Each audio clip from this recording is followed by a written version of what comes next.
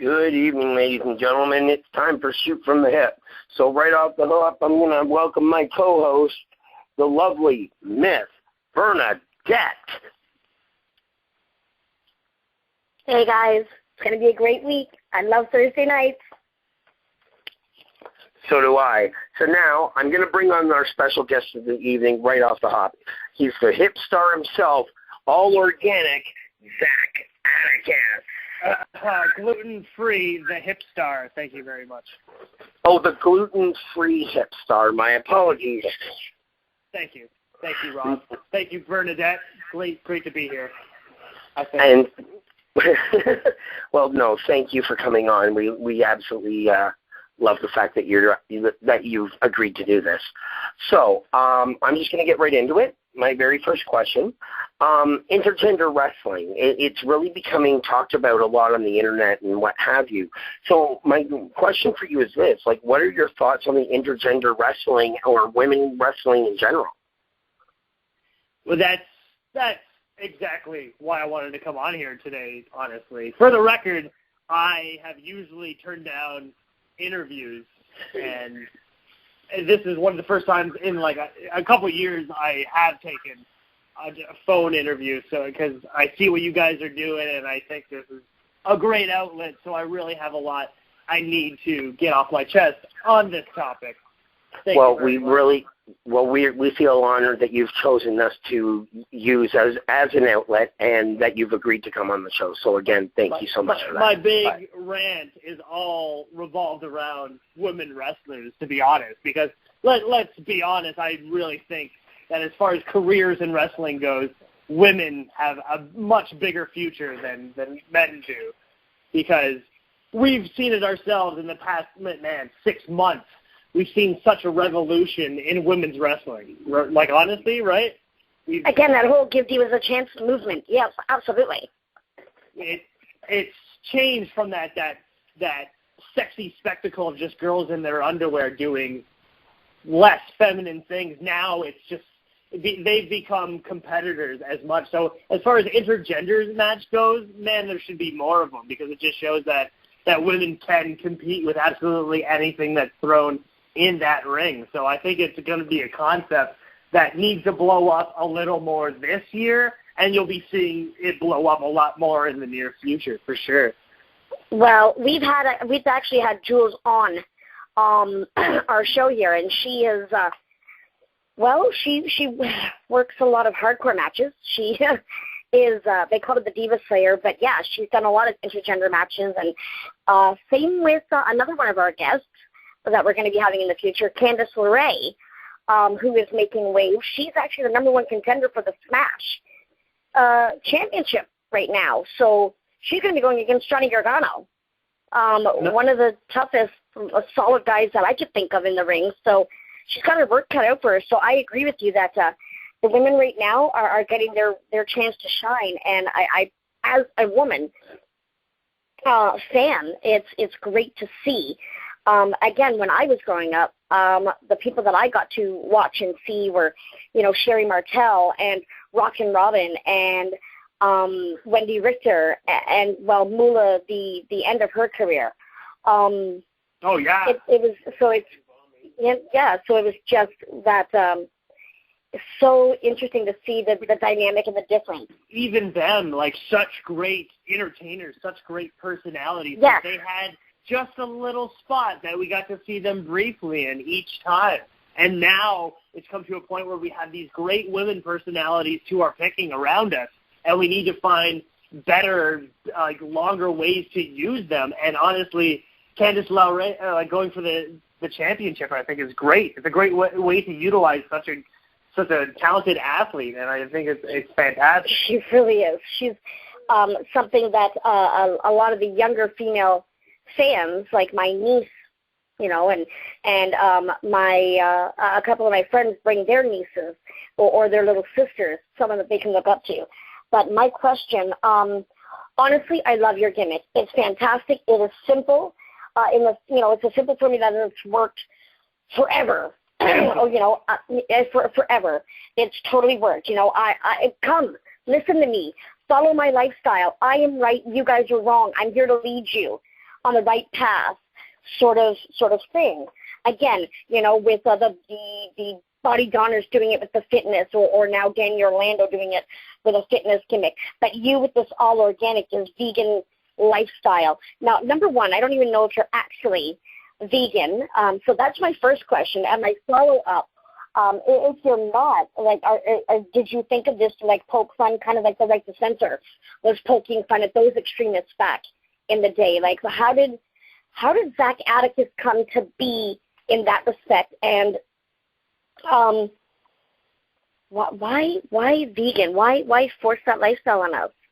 I'm totally a vegetarian, for the record. I have great. Oh, you are vegetarian. I have great vegan recipes as well. So wonderful. Right. As far as it's all about, and that's what my argument today is. Wrestling is all about strong characters, something that stands out. And yes. In my opinion, from what I've seen by experience, good people choose to portray themselves as villains because they're creating a metaphor and ultimately representing an aspect of humanity. They're right. They're creating a balance in the story. It's a mirror of society, man. You get a condensed yet exaggerate portrait of typical social interaction. And honestly, we've seen so many of just those obnoxious conspiracy theorist hipsters that love to push their morals on you.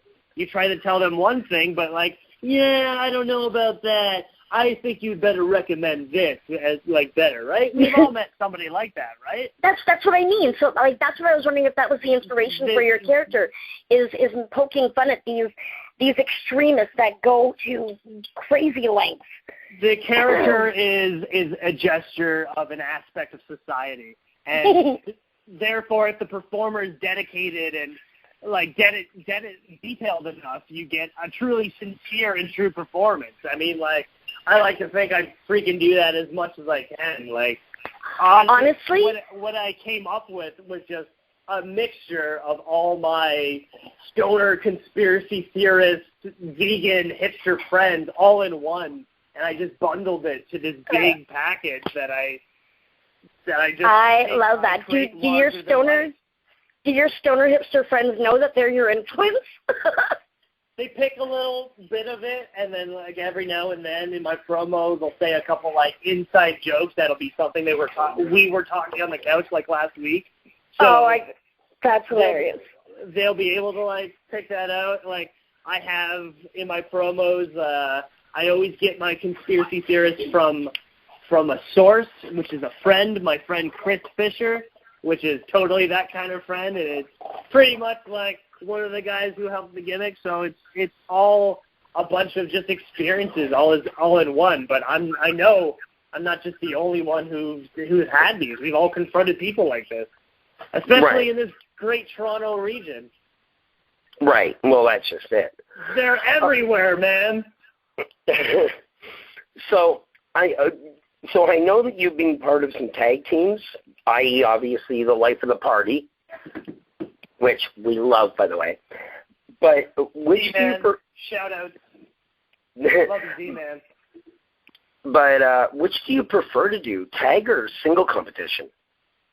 I feel it depends on the tag team. Z-Man and I we could have a lot of fun together. But when it comes to showcasing your individual talents and the way you can entertain a crowd by yourself, I feel tag team wrestling can take away from that. Sometimes when you're a team, it's all about working together and you're really just as one. But honestly, I feel that in my experience as an actor, as a dramatic clown, I feel I get a lot more of just by myself. So sorry, D-Man, but I work a lot better alone. Fair enough. I feel tag team wrestling can kind of take away from your individual performance if you're that strong. So it's all about how you perceive it and how you work as a team. And sometimes it was a little bit of both. I would carry D-Man, D-Man would carry me. And then when in retrospect, it needs to be a steady balance. So that is a good tag team. Fantastic. When it was just announced the other day that the Flatliners are now going to be on one of my favorite shows, The Amazing Race, but the Canada edition. It's going to be so good. It's going to be so good. Right? I love those guys. I love them for like a decade, and so they're fabulous. And yeah, I could see the Life of the Party going against the Flatliners just because they're the odds. Like it would just be that sort of David and Goliath sort of, which again is one of the simple stories told over time. When it's done well and you're cheering for the underdog, it makes it really, really compelling. So it's interesting that you and when you and D-Man are teamed up, because you guys are so similar in that way, I just think it all works. Yeah, it's that either that or we're just skinny spazzes that just have so much energy we need to outlet all at once. Again, you mentioned that you're both skinny. Well, some of the naysayers would say you're too skinny or too small to be taken seriously.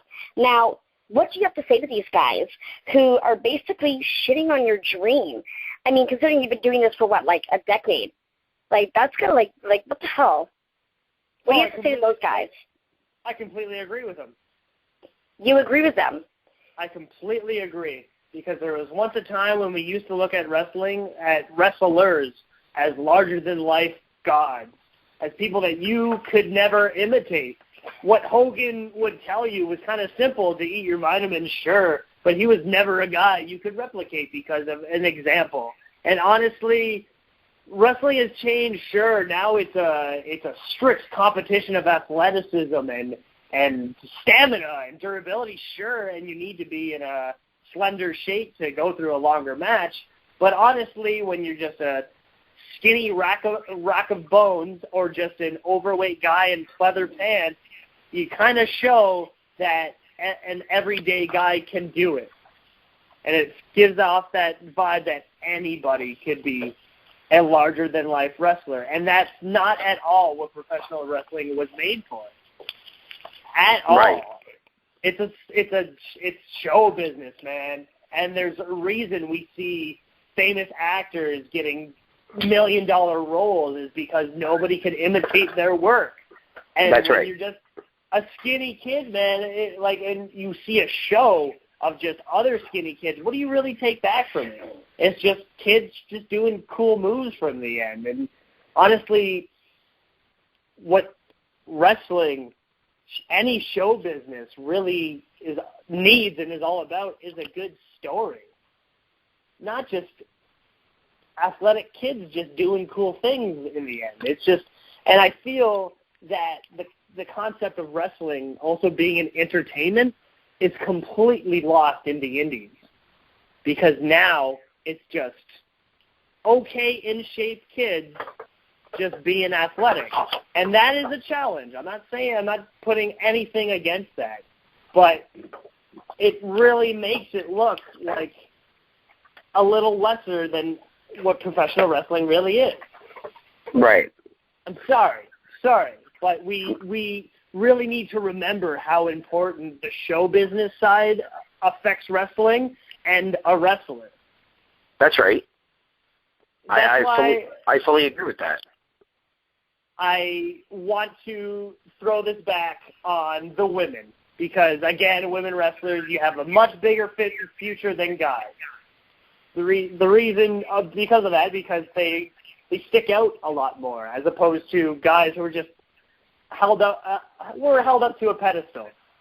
Like Bernadette said, we're not like, Jack McGee, who's going to be in the main event every night for the title. That's right. But there's tons of kids out there just like looking similar, wearing black and red, doing super kicks, and they just kind of all get matched into one. Whereas girls just really look like a spectacle that stand out to you. It's a mixture of beauty, athleticism, and it makes a really good actor or a good wrestler. And they hate when I make this comparison, but it's all about the elements of clowning. clowning, not being a clown, but clowning, the old art form back in the days. You remember, you know, days of jesters, okay? Absolutely. I get it. You know, to be more focused on people around you, watching you, and staying in your character, and coming up with gestures for different directions of emotion, making sure that the people around you are aware of the feeling that you're feeling in the room and making contact with that audience. That's what a clown is. And how different is that from a professional wrestler, right? Right. Okay. Go ahead. I'll let you finish that. No, go. Okay. I was just going to say, okay, so I know we have at least one caller in queue. And in fact, I'm pretty sure we've got at least two callers in queue already. But if anyone wanted to join the convo, the number to call is 1-559-726-1300, access code 742-021, and make sure you hit the pound key so we know in your room if you want to get organic. First, just before that, I believe Bernadette. Permission first, kids. But first, I'm sure Bernie's got a rapid fire segment for you called First Impressions. So. Yeah. The way First Impressions is just like word association. I'm going to give you the name of a wrestler.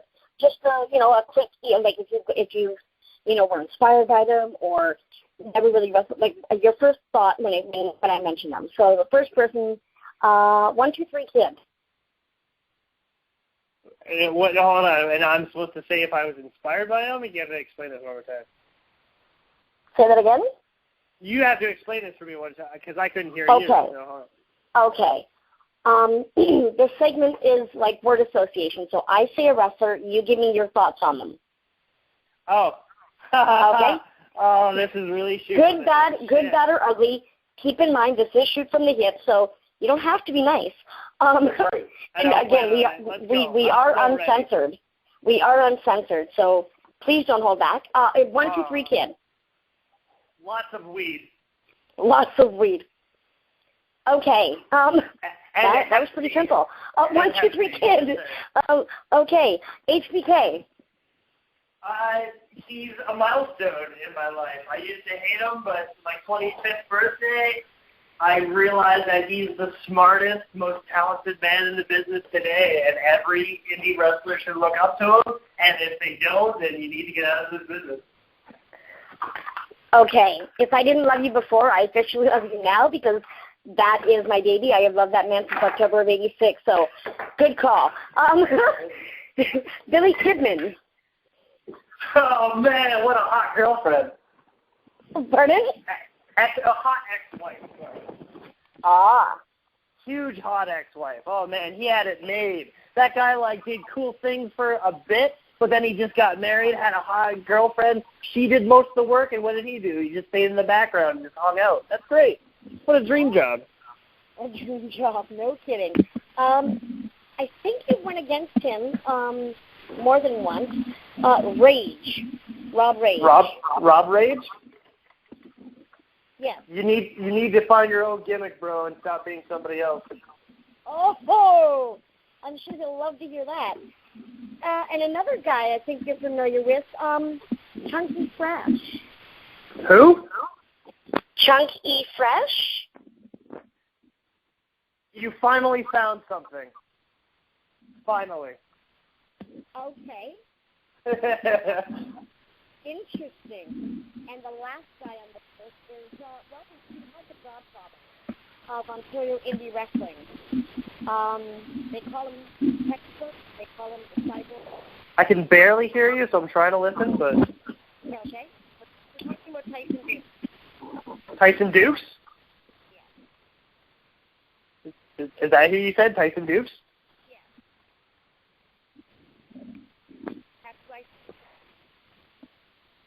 We have a connection error. Hello. Yes, I said Tyson Dukes. Just veteran, man. The only guy in the Ontario Indies that you can't talk shit about.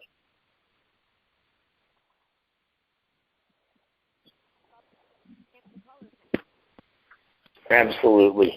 Okay, and thank you for that. Okay, so just to start off, I'm going to go to the caller from the 804 area code. Go ahead.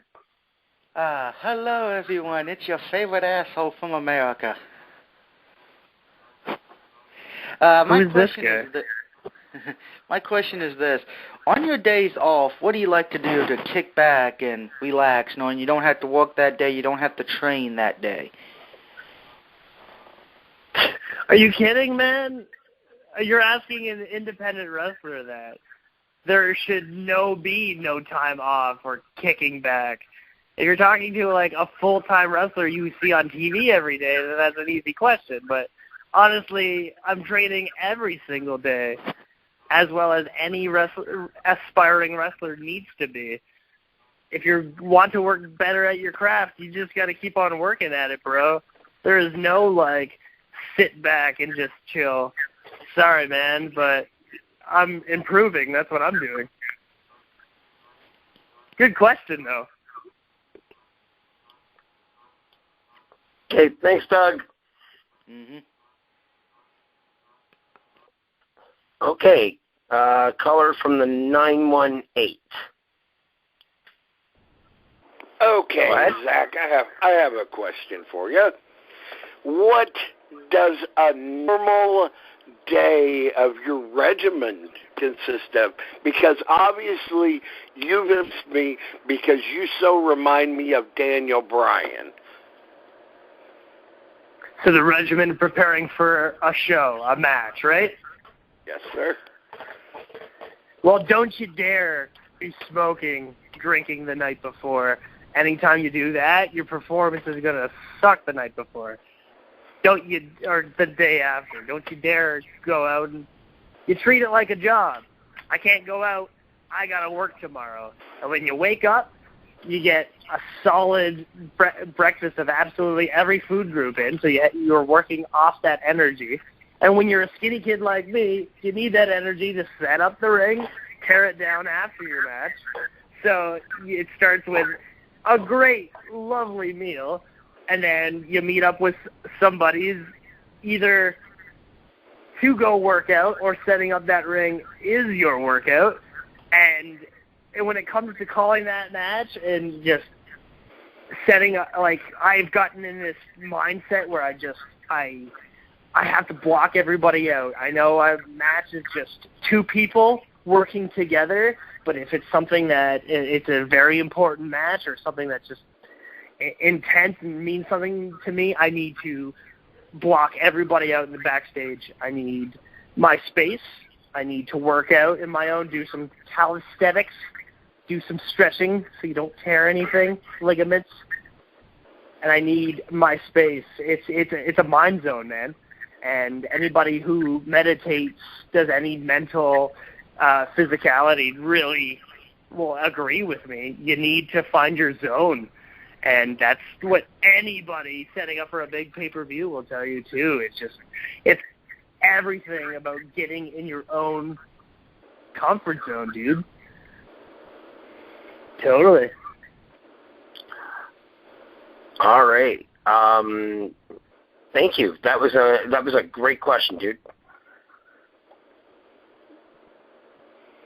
Okay, so for my next, one last question before we go into our final little segments here.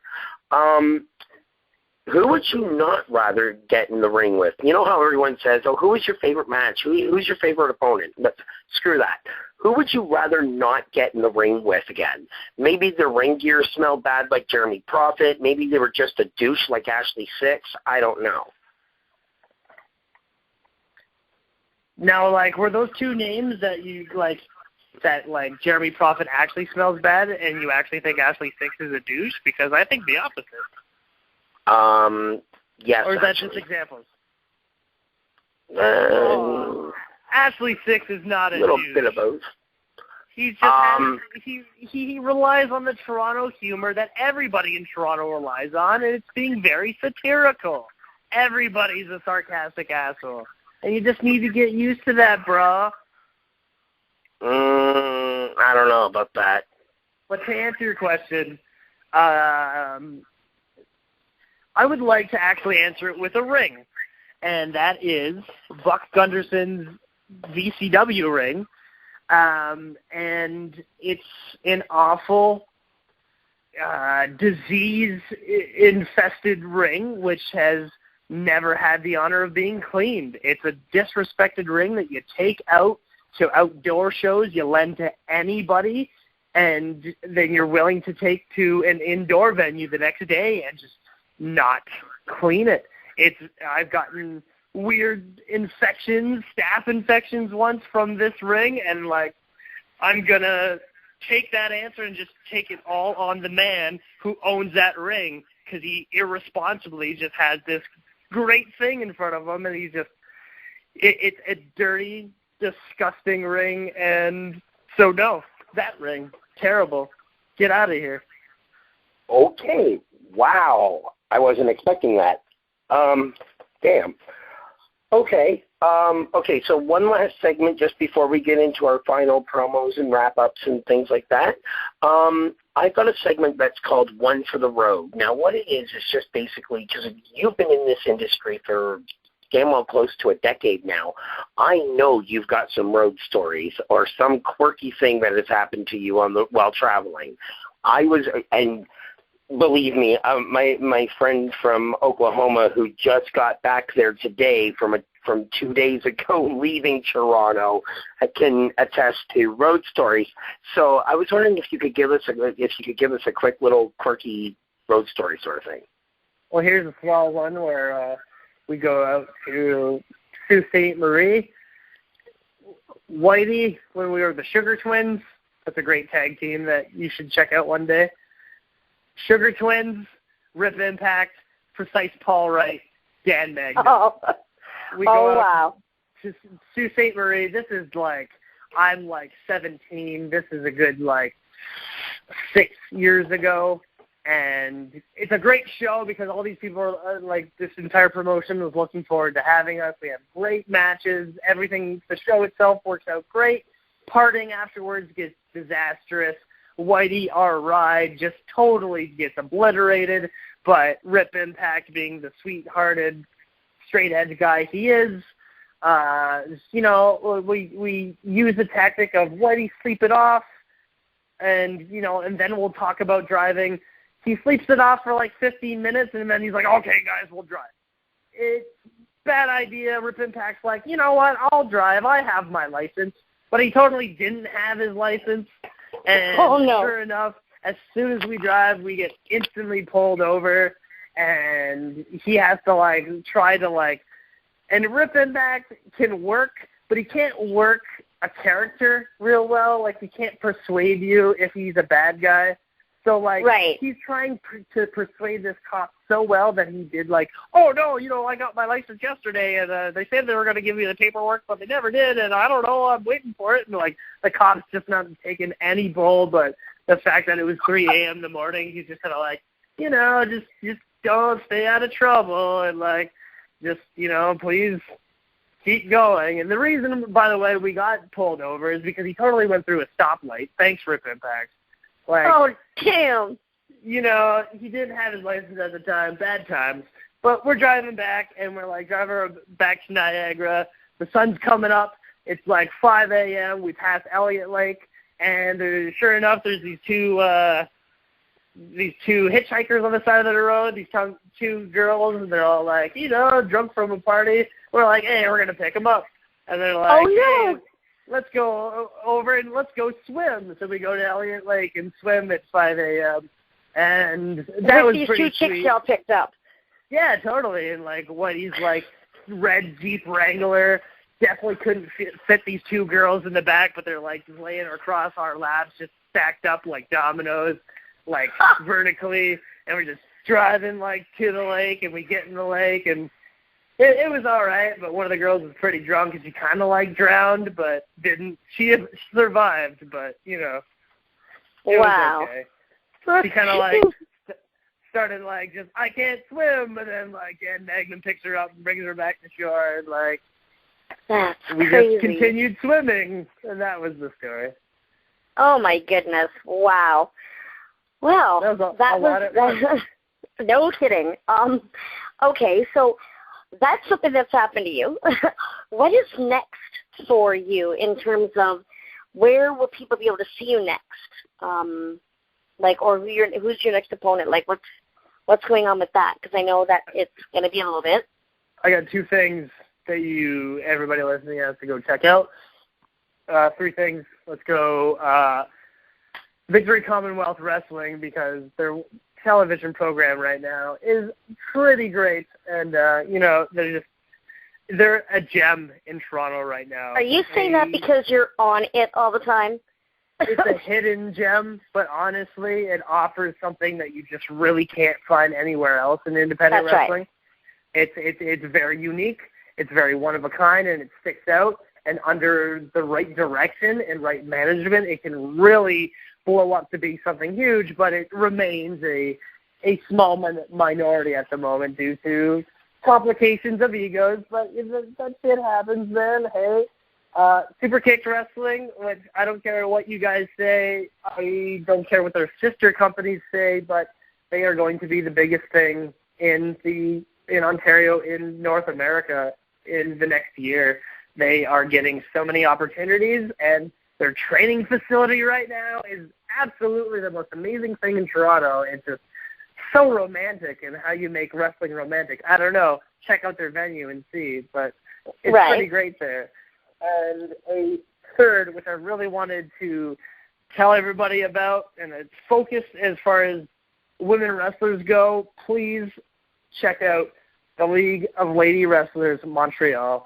There's something very, very special, very unique, and just very dear to my heart about this amazing group of talent. This is just something, a showcase of wrestling, of show business that you've just never seen before. And please, for the love of God, just check them out instantly. Okay, now before we do our housekeeping, where can people find you on social media? How, because this is just really quick, you saying it, but maybe someone wants to ask you a few more questions about stuff like that. Where can they find you? How can they follow you? Are you on Instagram, Twitter, MySpace, for God's sakes? Let's do the Twitter with Zakk with 2 Ks, Zakkermania 00, Zakk Stelmach on Facebook. I am a wrestler, in my inner persona, but I'm also a up and rising filmmaker, as well as a creative director with all these amazing ideas that I have coming up in the next year. So for the love of God, there's so many outlets in Toronto that we are all going to connect, and so come to me and bring me something. It'll be great. That's amazing. As far as now, I'm getting into journalism as well, dipping my feet. So check out my Tumblr at ZakkHipSTAR.wordpress.com.tumblr.com, please. Wow. Alrighty. I hope everyone gets a pen and check all that stuff out. Oh, don't forget my Pinterest and Instagram. Thank you very much. You have Pinterest and Instagram, as well. Holy. Okay, well, where you can find us. You can find us on Facebook at facebook.com/group RWS Media or facebook.com/groups Revolution Wrestling Fans. On Twitter, you can follow us at RWS Media, or me personally at Gemini Diva 75, or Rob is at Twitch 80. Now, I know that Rob is going to just really quickly run down all the rest of the banner shows underneath the RWF banner. Hey, Bernadette. Okay, so on Monday night under the RWF banner, we've got shows every day of the week. So Monday night right after Raw is Rampage with our own EL.CIBERNETICO. On Tuesdays we have Face Off with T-Shawn Jones. Wednesday nights is Reality and Wrestling with our very own Rockin' Reefs. Thursday night, it's us, me and Bernadette, up for Shoot from the Hip. On Friday, we have Revolution Honors with Doug and Andrew. Now, just to point out, next week we are bringing on a man named George of the Iceman, and he's bringing with him former WWE star Santino Marella. So look for that show next week as well. anyway, I think that's everything. Do you have anything to add, Zakk? I also have an Etsy shop, thank you very much, where my lovely girlfriend Jane will make any aspiring wrestler homemade custom tights, as well as any girl looking for that right summer dress, great this time of year. She'll make it custom made for your desire. So check me out, Zakk HipSTAR, on Etsy with very cheap, affordable prices on my shop. Very cool, very cool. Now, just before we go, if you don't mind, Zakk, can I ask you to give us a quick promo as to why we should all become organic? Plugging your show at the same time, or just plugging myself? No, like just plugging yourself and just, as you would to anybody out in the wrestling lines while waiting to get into the show, tell us why we should follow. I have absolutely enough of this ignorance. This is absolutely nonsense. I'm going to go back and make myself an organic stir fry, and all of you people are going to be sitting on your video machines wishing that you are a hip star. But you are not. I think that got the basis of it. Thank you so much, Zakk. That was awesome. Okay, everybody, that is our show for the evening. Thank you so much, and have a great night.